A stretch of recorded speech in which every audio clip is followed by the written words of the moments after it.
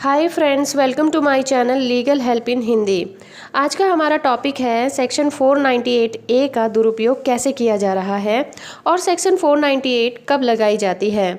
भारत में दहेज हत्या और क्रूरता से महिलाओं को बचाने के लिए 1983 में आईपीसी की धारा 498 को जोड़ा गया, जिसका मेन उद्देश्य दहेज जैसी कुप्रथा और सामाजिक बुराई को दूर करना और ससुराल में महिलाओं पर हो रहे अत्याचार से उनको बचाना था। इस धारा के अंतर्गत महिला की सिर्फ एक शिकायत पर ही किसी छानबीन के बिना कोई पुलिस अधिकारी पति और उसके घर की और मेंबर्स को बिना किसी छानबीन के ही कार्रवाई कर देते थे।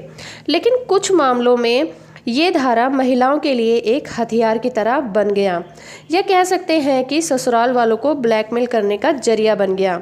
तो आज हम इसी टॉपिक पर बात करेंगे कि किस तरह से कुछ मामलों में इस धारा का दुरुपयोग किया जा सकता है या फिर किया जा रहा है।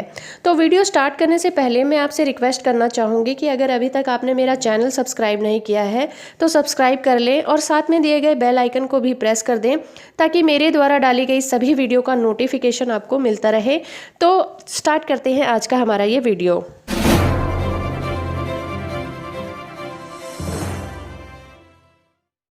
भारत की कोर्ट में आज भी ऐसे बहुत से मुकदमे पेंडिंग पड़े हैं और ऐसे कई मामले भी सामने आए हैं जिनमें ये माना गया कि इस धारा का महिला पक्ष द्वारा दुरुपयोग किया गया है। घर के किसी भी झगड़े को दहेज प्रताड़ना के विवाद के रूप में परिवर्तित करना आसान हो गया है। महिला की केवल एक शिकायत पर ही मामला दर्ज कर लिया जाता है और ससुराल पक्ष को अभियुक्तों के रूप में नामजद कर लिया जाता है और सभी अभियुक्तों को जेल भेज दिया जाता है, क्योंकि ये एक गैर जमानती अपराध है। सुप्रीम कोर्ट ने भी कुछ केसेस में इस धारा को 498 के दुरुपयोग की बात मानी है। सुशील कुमार शर्मा वर्सेस भारत संघ और अन्य में सन 2005 में इस मुकदमे में कोर्ट ने 498 ए के दुरुपयोग को लीगल टेररिज्म भी कहा है। भारत सरकार ने भी फर्जी मुकदमों की बढ़ती संख्या देखते हुए धारा 498 ए में संशोधन की आवश्यकता को समझा है, लेकिन फिलहाल इस दिशा में कोई ठोस कदम उठाए नहीं गए हैं।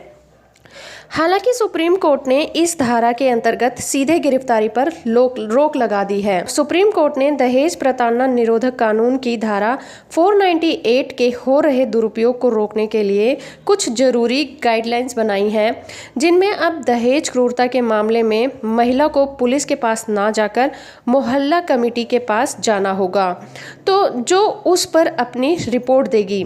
कमेटी की रिपोर्ट के बाद ही पुलिस देखेगी कि इस बात पर कार्यवाही की जाए या नहीं।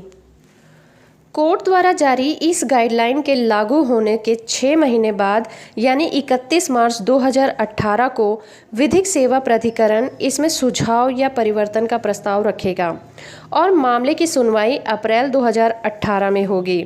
Justice A.K. गोयल और जस्टिस U.U. ललित ने उत्तर प्रदेश के एक मामले का फैसला सुनाते हुए कहा कि धारा 498 ए को कानून में रखने का मकसद पत्नी को पति या उसके घर वालों के हाथों होने वाले अत्याचार से बचाना था, वो भी तब जब ऐसी क्रूरता के कारण पत्नी की आत्महत्या करने की संभावना हो।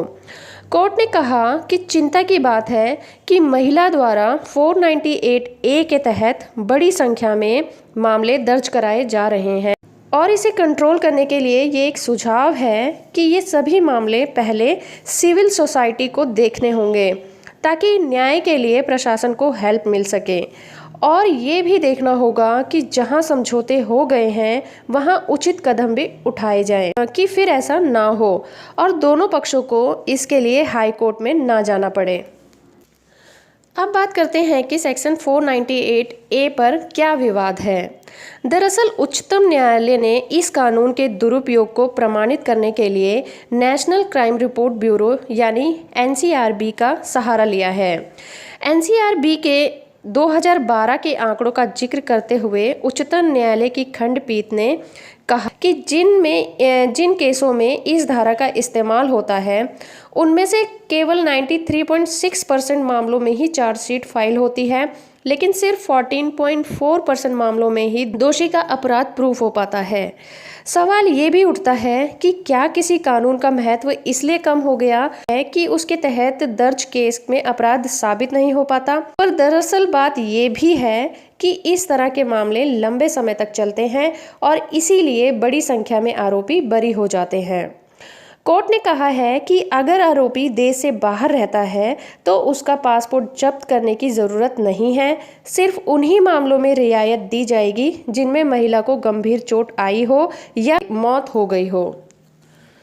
कोर्ट ने नए फैसले में दहेज के कारण और उत्पीड़न के मामले में आरोपियों की गिरफ्तारी के पहले आरोपों की पुष्टि के लिए जिला स्तर पर परिवार कल्याण समिति भी बनाई है, जो निश्चित ही सराहनीय कदम है। न्यायालय का मत है कि निर्दोष व्यक्तियों के मानवाधिकार की रक्षा होनी चाहिए और कहीं न कहीं इस कानून का दुरुपयोग रुकना चाहिए। लेकिन कड़वा सच ये भी है कि दहेज प्रथा एक गंभीर सामाजिक बुराई है। वर्ष 2012, 13, 14 में 24,771 महिलाओं की हत्या दहेज के लिए कर दी गई और अगर धारा 498A नहीं होती तो ये आंकड़े कहीं और ज़्यादा होते। और इसमें कोई शक नहीं कि कुछ लोगों को गलत तरीके से फंसाने के लिए भी इस कानून का इस्तेमाल किया जाता है।